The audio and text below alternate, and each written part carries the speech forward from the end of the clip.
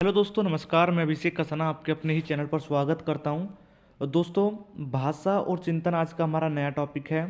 और जहां से पेपर में पूछता है नहीं पूछता वो तो आपको पता होगा दोस्तों। और कितना इम्पोर्टेंट टॉपिक है इस बारे में दोस्तों मुझे बताने की कोई ज़रूरत भी नहीं है। लेकिन बताने की दोस्तों ये वाली बात ये है कि मैं लगभग टॉपिक को बदल बदल के टॉपिक कराता हूँ। उसका मकसद मेरा दोस्तों बहुत अच्छा मकसद है। बाकी आप इस चीज़ से थोड़ा से अलग होंगे, लेकिन मैं आपको बता देता हूँ इसका मतलब क्या है। मतलब ये है कि जैसे कि लगभग 5 से 6 आपके मनोवैज्ञानिक हैं। कितने दोस्तों? 5 से 6 मनोवैज्ञानिक हैं। और उन मनोवैज्ञानिक से थ्योरी भी लगभग 5 6 बनती है। अब हर मनोवैज्ञानिक की अपनी अपनी थ्योरी है। अगर मैं उनको सबको एक साथ करा दूं, ठीक है, अगर मैं सबको एक साथ करा दूं तो उससे क्या दोस्तों, आप कंफ्यूज हो जाएंगे कि कौन सी थ्योरी में किसने दी है और किसने किस चीज़ की बात करी है। कराने को दोस्तों मैं एक साथ करा दूं इनको, लेकिन कोई फ़ायदा नहीं है। अब जैसे कि मैंने दो थ्योरी करा दी आपकी, एक तो प्याजे की, और एक थ्योरी जो मैंने कराई है वो कराई दोस्तों नोम चॉम्स्की की।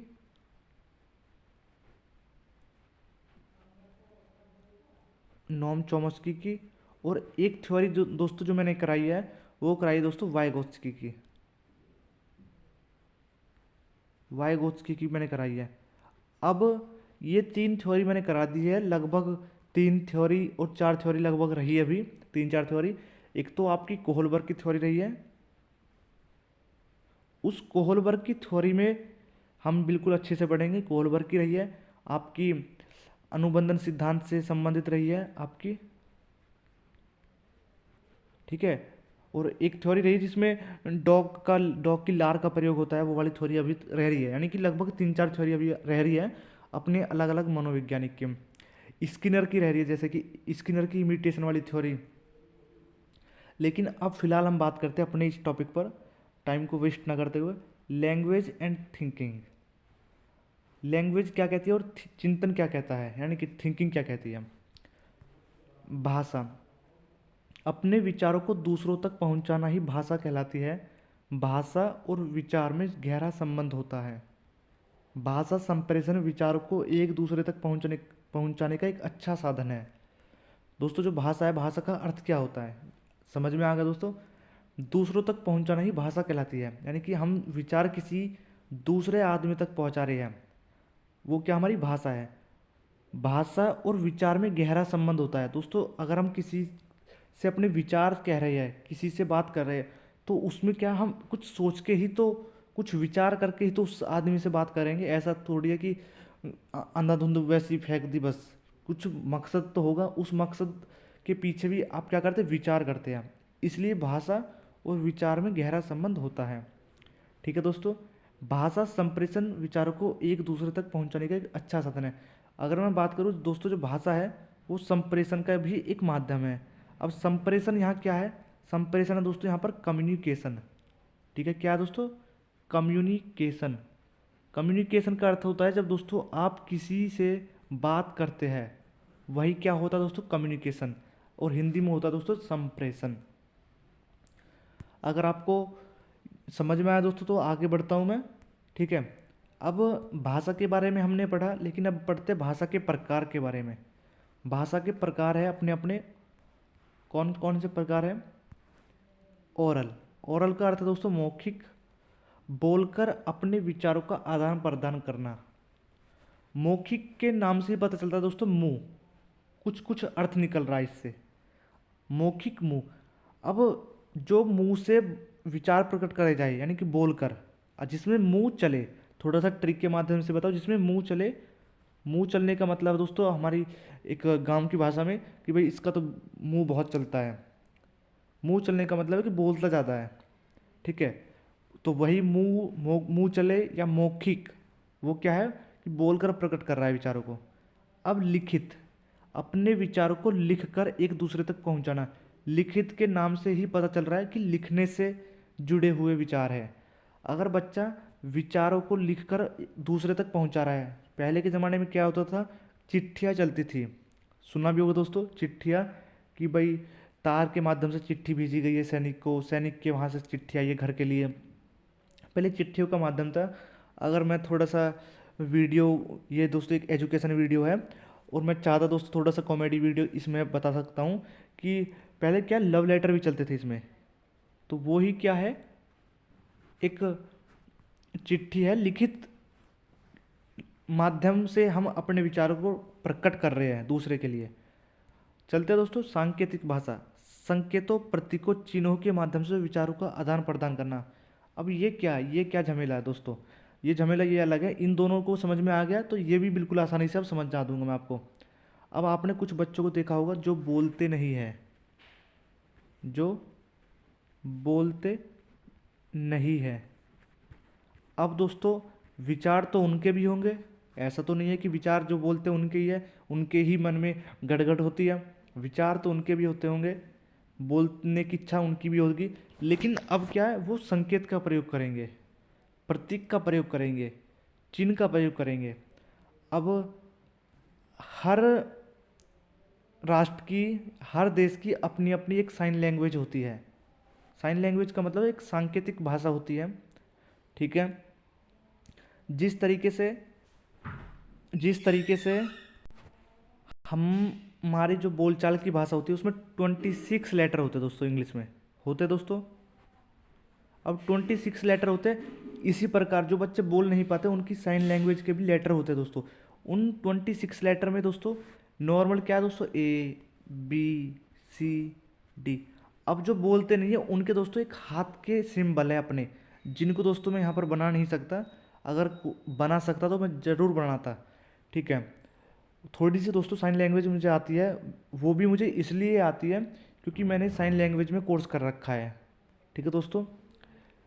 और कभी दोस्तों ज़रूरत पड़ी तो साइन लैंग्वेज को वीडियो के माध्यम से भी इस चीज़ को समझाएंगे आपके लिए, ठीक है। कोई ऐसी इतना बड़ा इश्यू नहीं है ये। चलते दोस्तों भाषा का स्वभाव एवं क्रम। दोस्तों भाषा के बारे में हमने पढ़ा, भाषा के प्रकार के बारे में हमने पढ़ा, लेकिन अब दोस्तों भाषा का स्वभाव कैसा होता है, क्रम। क्रम का अर्थ है यहाँ कि अगर आप बच्चा भाषा सीख रहा है तो भाषा में सबसे पहले वो सीखेगा क्या। ऐसा तो नहीं है कि सबसे पहले वो लिखना ही सीख लेगा दोस्तों डायरेक्ट, है ना, और किसी से तेज़ तर्रार English to English back to back जवाब दे देगा, ऐसा तो नहीं है दोस्तों। कुछ तो क्रम होगा, मनोवैज्ञानिक क्रम दोस्तों है। सबसे पहले बच्चा सुनेगा बातों को, फिर क्या बोलेगा, फिर पढ़ेगा, फिर लिखेगा, ठीक है। Listening, speaking, reading, writing, LSRW। ये क्या दोस्तों, LSRW, ये दोस्तों एक शॉर्ट फॉर्म है। शॉर्ट फॉर्म किसकी है, लिसनिंग की, स्पीकिंग की, रीडिंग की और राइटिंग की। यानी कि दोस्तों ये 4 आपके शॉर्ट वर्ड है, ट्रिक के माध्यम से आप याद रख सकते हो। सबसे पहले L आता है, उसके बाद S आता है, उसके बाद R आता है, फिर आता है दोस्तों आपका W। शॉर्ट फॉर्म है दोस्तों, फुल फॉर्म आपको बता दिया और आपके सामने भी लिख रही है। कोई इतना बड़ा इश्यू नहीं है ये समझाने के लिए कि भाई इसमें समझाना ही पड़ेगा मुझे आपको। अब ये तो मनोवैज्ञानिक क्रम था, लेकिन मॉन्टेसरी ने अपना एक अलग क्रम बताया है। कोशिश करो दोस्तों इसको ना याद करने की, लेकिन मैंने समझाने के लिए आपको लिखा है, ठीक है। और पेपर में दोस्तों इस चीज़ को कभी पूछा भी नहीं जाता, ठीक है। अभी तक तो दोस्तों पेपर में पूछा नहीं गया है, लेकिन फिर भी हम इस टॉपिक को इसलिए करा रहे हैं, कभी भविष्य में पूछ ले कि मॉन्टेसरी के अनुसार क्या है। लेकिन अभी तक जो पेपर में पूछा है वो पूछा है आपका मनोवैज्ञानिक क्रम, भाषा सीखने का। अगर पूछे भाषा सीखने का मॉन्टेसरी के अनुसार क्रम क्या है, तो आपको याद रखना है LSWR, यानी कि इनको ही बदलना है, R को लास्ट में और W को पहले R से, ठीक है।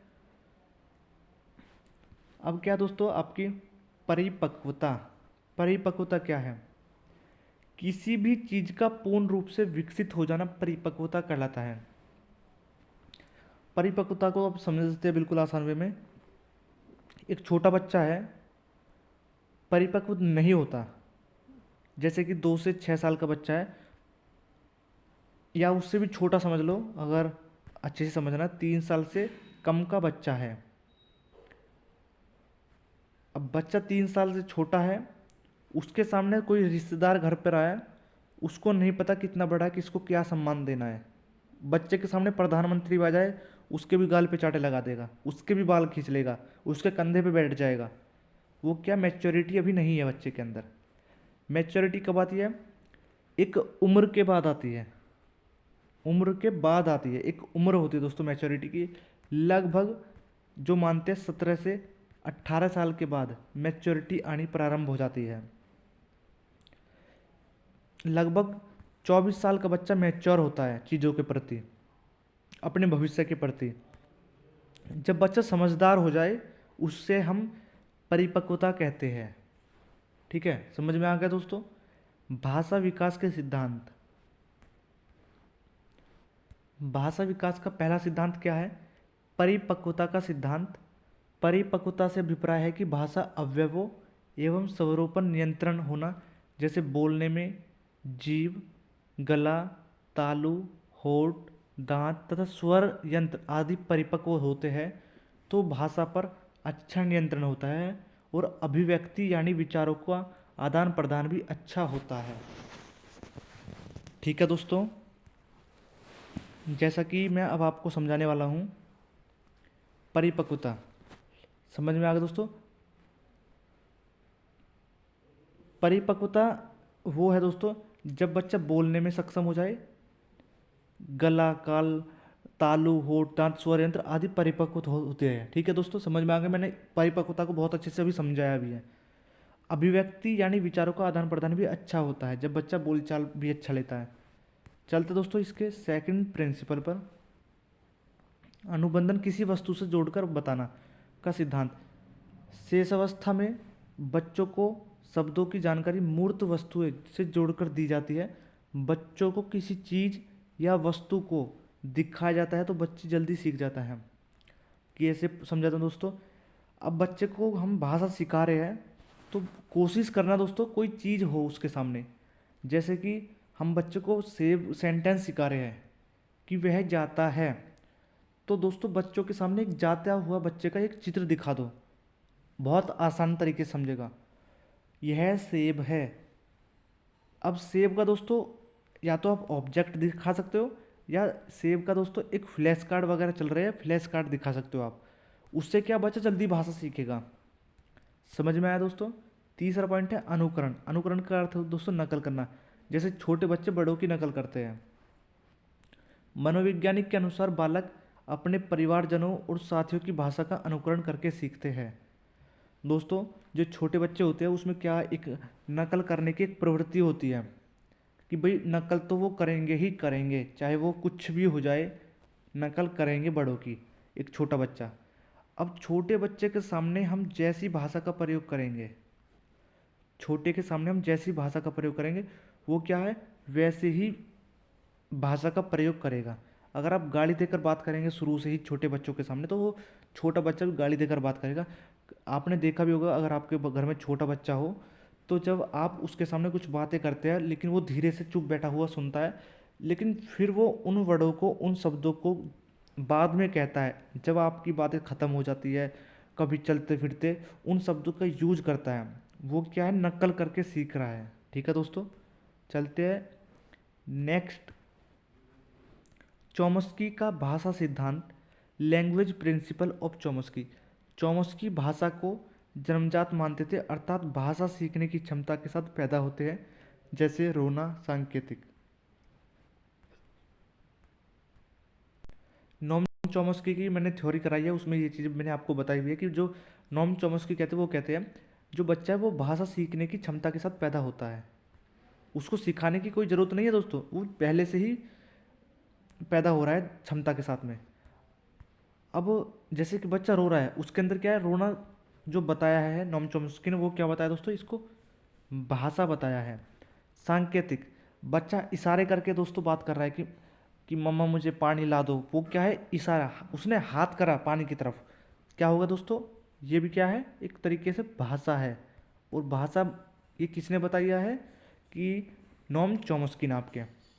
ठीक है दोस्तों, अब बच्चे से पूछेंगे, बच्चा बोलता नहीं है अभी, छोटा बच्चा है, लेकिन बच्चे से पूछेंगे कि मेरी गाड़ी की चाबी रखी थी मैंने, कहाँ है? तो बच्चा आपके हाथ पकड़ के लेकर जाएगा उधर जहाँ उसने चाबी को रखा है, ठीक है? तो इस तरीके से क्या बच्चे के अंदर सांकेतिक भाषा होती है। बच्चा जो रोता है वो भी एक भाषा है।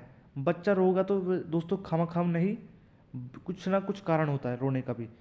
किसी ने उससे टॉफ़ी छीन ली, किसी ने उसकी कोई चीज़ छीन ली, हाथ में से बॉल ले ली, ठीक है, उसको थोड़ी पिट्टी कर दी। इस तरीके से क्या है, ये चीज़ें हैं चॉमस की। समझ में आया दोस्तों? चलते हैं भाषा। भाषा के हमने दोस्तों प्रकार पढ़े, सिद्धांत पढ़े, भाषा के बारे में पढ़ा और भाषा का हमने क्रम पढ़ा। अब भाषा के भाग पढ़ते हैं। Part of language, phoneme. दोस्तों लगभग जो पेपर में 100% पूछा जाता है, यहीं से ही 100%, एक तो आपके हिंदी वाले पोर्शन में, और मैं इस टॉपिक को दोस्तों बिल्कुल एक अलग से भी कराऊंगा, है ना? लेकिन कोशिश करना दोस्तों, हिंदी वाले पोर्शन में 30 नंबर की जो हिंदी पूछी जाती है उसमें भी एक क्वेश्चन इनमें से बनता है। तो अच्छे से इसको देख लेना, अच्छे से। स्वनिम, फोनिम, भाषा की सबसे छोटी इकाई। भाषा की दोस्तों सबसे छोटी इकाई दोस्तों जो होती है वो होती है दोस्तों आपकी वर्ण, ठीक है दोस्तों? वर्ण कौन से? ये ए हो सकता है, आ हो सकता है, ई हो सकता है, ठीक है, कै, जय, पे आदि। ये दोस्तों भाषा की सबसे छोटी इकाई आपकी स्वनिम कहलाती है, फोनिम। कोशिश करना हिंदी में भी याद हो और इंग्लिश में भी। फोनिम किसको कहते हैं दोस्तों? फोनिम कहते हैं भाषा की सबसे छोटी इकाई। साथ के साथ आपको याद भी कराता चलूँगा, ये मेरा आपसे दोस्तों प्रॉमिस है, ठीक है? अब क्या है? रूपिम, जिसको मोर्फिम बोलते हैं। शब्द का छोटा रूप रूपिम कहलाता है। मोर्फिम जैसे पेन, कॉपी, राम। अब मोर्फिम क्या है? भाषा, मैंने फोनिम बताया भाषा की सबसे छोटी इकाई, सॉरी दोस्तों कोई बात नहीं, है ना? फोनिम मैंने आपको बताया भाषा की सबसे छोटी इकाई। लेकिन अब बात कर रहा हूँ मॉर्फिम की, और बात करते हैं मॉर्फिम की। शब्द का छोटा रूप रूपिम कहलाता है, जैसे कि पेन, कॉपी, राम मैंने बताया। लेकिन मॉर्फिम का दोस्तों जो अर्थ होता है वो है कि एक छोटा रूप शब्द का मॉर्फिम कहलाता है। छोटा रूप वो हो जिसका दोस्तों एक अपने आप में एक अर्थ हो। ऐसा नहीं है कि आपने कोई अर्थ लिखा हो लेकिन उसका कोई अर्थ नहीं है। आपने नपे लिख दिया, नपे दोस्तों कोई शब्द तो है लेकिन इसका कोई अर्थ नहीं है। लेकिन शब्द भी ऐसा हो जिसका अर्थ हो, उसको ही हम मॉर्फिम बोलते हैं। अच्छा तो दोस्तों समझ में आया होगा आपको इतना तो। चलते हैं थर्ड। थर्ड क्या हमारा? वाक्य विन्यास, सेंटेंस अरेंजमेंट। सेंटेंस अरेंजमेंट के नाम से पता चल रहा है कि एक सेंटेंस होगा और जिसका अपना एक क्रम होगा, अरेंज में होगा। वाक्य, भाषा के नियम को वाक्य विन्यास कहते हैं। दोस्तों जो लैंग्वेज के नियम है उसको वाक्य विन्यास कह रहे हैं, ठीक है? भाषा को उपयोग करने के नियम वाक्य विन्यास कहलाते हैं। अब भाषा को हम प्रयोग कर रहे हैं, उन नियम के तहत कर रहे हैं, तो वाक्य विन्यास कहलाएगा, ठीक है?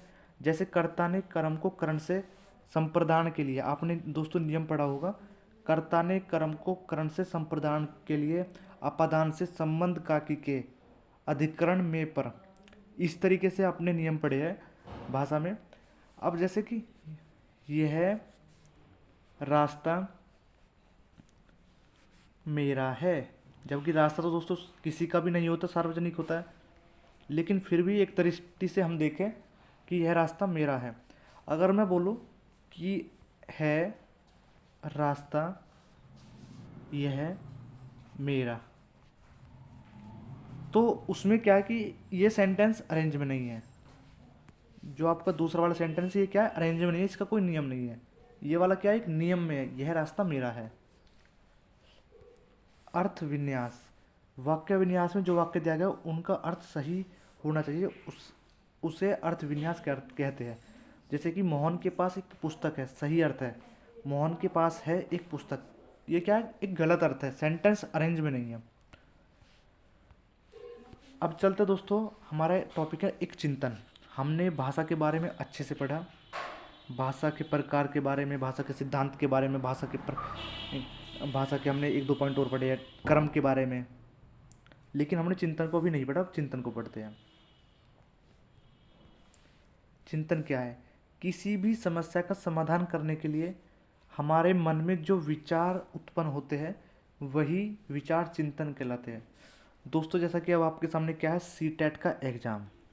क्या है दोस्तों, आपके सामने सी टेट का एग्ज़ाम, और यही विचार आपके मन में गूंजता है बार बार कि अब इसको क्लियर कैसे करें। अब इसको क्लियर करने के लिए आपके मन में आ रहे होंगे दोस्तों विचार, अलग अलग तरीके से आप उनके बारे में चिंतन कर रहे होंगे, यानी कि चिंतन करते हैं, सोच रहे होंगे। चिंतन का आरंभ समस्या उत्पन्न होने पर होता है। अब दोस्तों ये भी बात अपने आप में बहुत अच्छी लिखी है। अब चिंतन तभी होगा जब समस्या होगी। अगर आपके सामने सी टेट का एग्ज़ाम नहीं होता तो दोस्तों कोशिश करो सोच के, आपके सामने कोई समस्या होती आप चिंतन करते सी टेट के बारे में? बिल्कुल नहीं करते, क्योंकि आपके सामने सी टेट का एग्ज़ाम आपको क्लियर करना नहीं है, आपको देना नहीं है, तो फिर आप चिंतन क्या करेंगे इसके बारे में।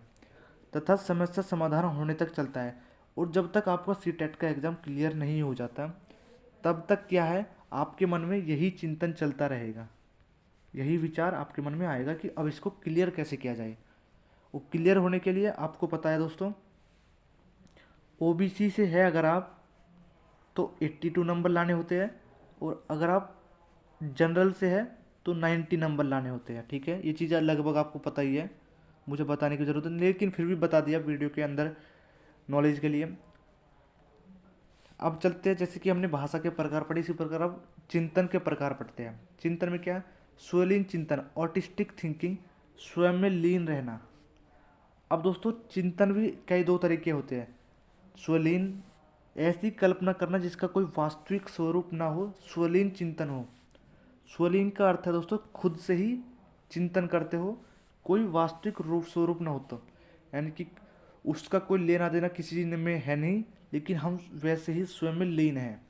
कोई कोई दोस्तों ऐसे व्यक्ति होते हैं जो बिल्कुल शांत स्वभाव के होते हैं और अपने आप में मस्त रहते हैं, उसको हम स्वलीन चिंतन बोल सकते हैं, यानी कि ऑटिस्टिक थिंकिंग मैन। ठीक है, यथार्थवादी चिंतन, यह चिंतन वास्तविकता से संबंधित होता है। वास्तविकता से संबंध का अर्थ है कि कोई चिंतन है कि भाई घर बनाना है, गाड़ी लेनी है, ये क्या है, एक गाड़ी कितने की पड़ जाएगी, ठीक है, इस तरीके से कि कौन सी गाड़ी अच्छी रहेगी, ये चिंतन एक वास्तविक है, तो उसको बोलते हैं हम यथार्थवादी चिंतन। अब दोस्तों टाइप्स ऑफ रियलिस्टिक थिंकिंग, जो वास्तविक चिंतन है उसको भी दो भागों में बांटा है।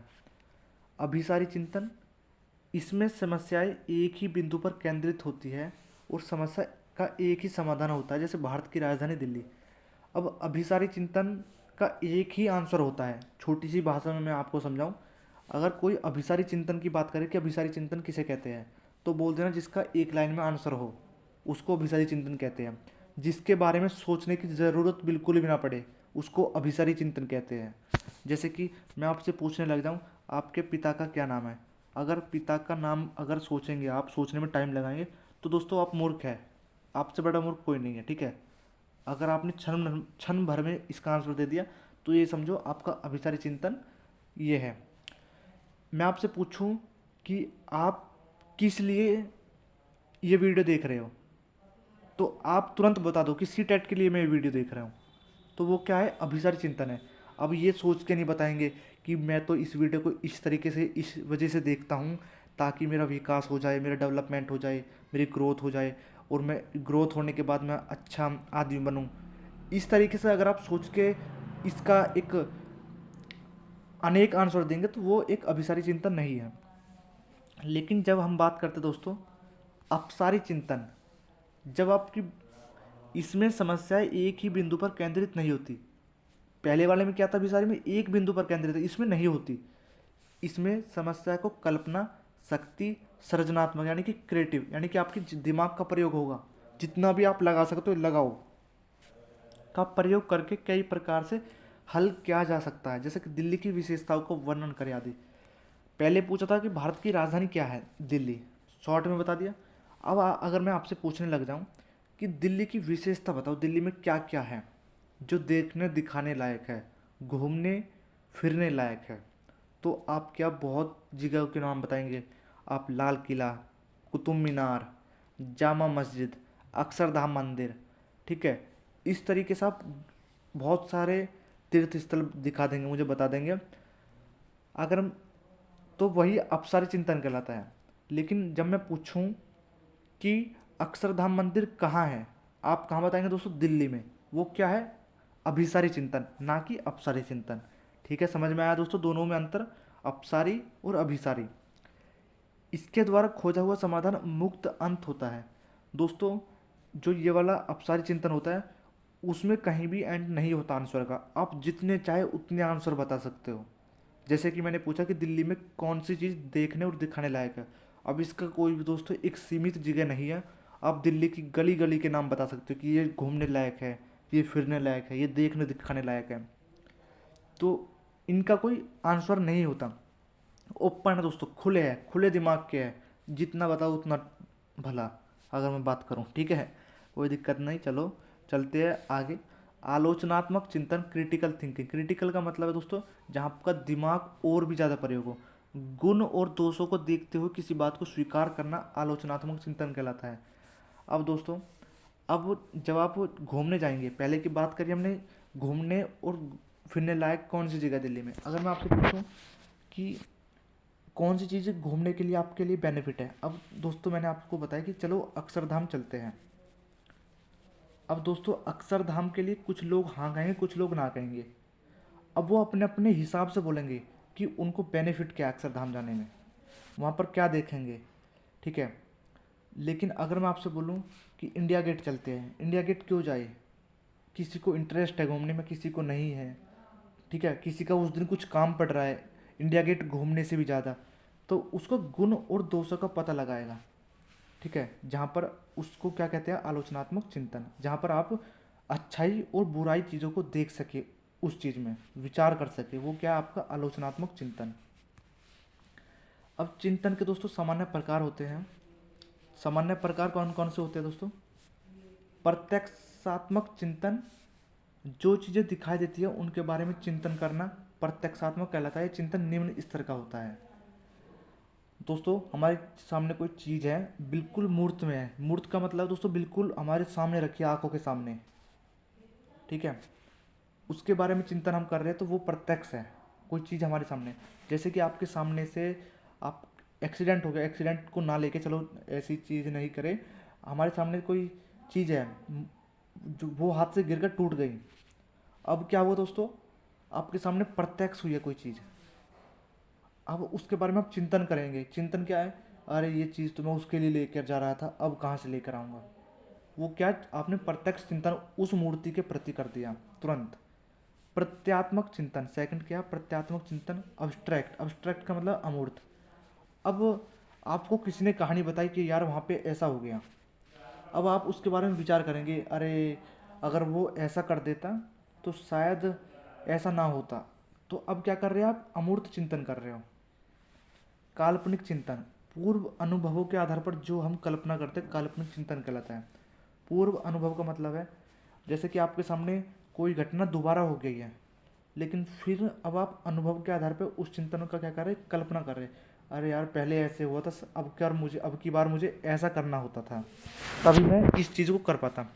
जैसे कि अब आपके सामने क्या है? सीटेट का एग्जाम मान कर चलते हैं, आपने पिछली बार दिया हो, आप 88 नंबर लाए हो और आप हो जनरल से। आपने अब क्या विचार करा है? यार मैंने पिछली बार, ये दूसरी बार एग्ज़ाम दिया, पहली बार में आपके कुछ इससे भी कम रह गए नंबर। ठीक है, 85 मान लो।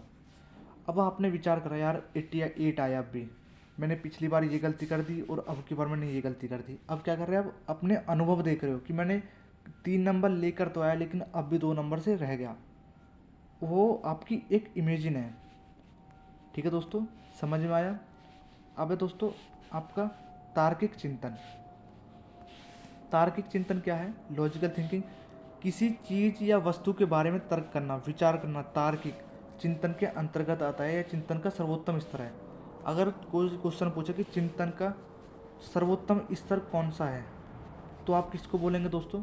आप बोलेंगे तार्किक चिंतन को। अब तार्किक चिंतन वो है जिसमें आप अच्छे से सोच विचार कर लो, है ना, कोई चीज़ आपके सामने है या नहीं है, आपके सामने क्वेश्चन प्रकट करा किसी ने कि इसके बारे में बताओ। अब आपको बताना है सोच समझ के, आपको बताना है कि गाय पर निबंध लिखो, दो अच्छाई, दो अच्छाई ना कह के इसकी अच्छाई बताओ, और इसकी बताओ दोस्तों बुराई। ठीक है, गौ माता की दोस्तों बुराई तो होती नहीं है। ठीक है, कुछ असामाजिक तत्व ही इसकी बुराई बताएंगे, मैं तो, लेकिन मैं एक समझाने के तौर पे इसको बता रहा हूँ, काल्पनिक है ये चीज़ें। तो वो क्या है, अब अच्छाई बुराई गाय पर ना लेके भैंस कर लेते हैं दोस्तों इसको। ठीक है, भैंस। अब भैंस पर अच्छाई और बुराई बताने, लाभ और हानि बताने हमें भैंस के। पहले निबंध लिखते थे ना दोस्तों कि इसके लाभ और हानि, तो वही है। अब लाभ बताएंगे और हानि बताएंगे तो वो तार्किक चिंतन ही है आपके। तो कोशिश करते दोस्तों ये वीडियो आपको समझ में आई होगी और बहुत अच्छे से वीडियो को क्लियर करा है। इससे अच्छी वीडियो और इससे अच्छे टॉपिक दोस्तों मुझे नहीं लगता पूरे यूट्यूब पर अब मिलेंगे आपको, क्योंकि सब अपना कोर्स को क्या करने के चक्कर में दोस्तों, बेचने के चक्कर में कि कुछ आमदनी हो जाए कहीं से। जबकि सीटेट को एग्ज़ाम आप हमारे चैनल से जुड़े रहिए एंड तक, और ऐसे ही फ्री में नोट्स आपको प्रोवाइड कर देंगे। और फिर दोस्तों एक चीज़ आप ऐसे भी कर लेना, आप किसी का पेड नोट्स भी ले लेना, पेड कोर्स ले लेना और हमारी वीडियो को देख लेना। अगर डिफरेंट बिल्कुल भी मिल जाए तो हमें बता दें दोस्तों कमेंट में कि आप ये चीज़ कम पढ़ाते हो, वो वाले सर अच्छा पढ़ाते हैं अपने पेड कोर्स में। पेड कोर्स एक पागलपन है दोस्तों, कुछ भी नहीं है सीटेट के लिए। अगर कोई समझदार है, एक अच्छा मैच्योर बच्चा है, अभी मैंने आपको पढ़ाया हुआ एक परिपक्व बच्चा है, अगर वो इस चीज़ को समझता भी है कि यूट्यूब से ही हम सीटेट को क्लियर कर सकते हैं। ठीक है दोस्तों, मिलते हैं नेक्स्ट वीडियो में, तब तक मिलते हैं, धन्यवाद।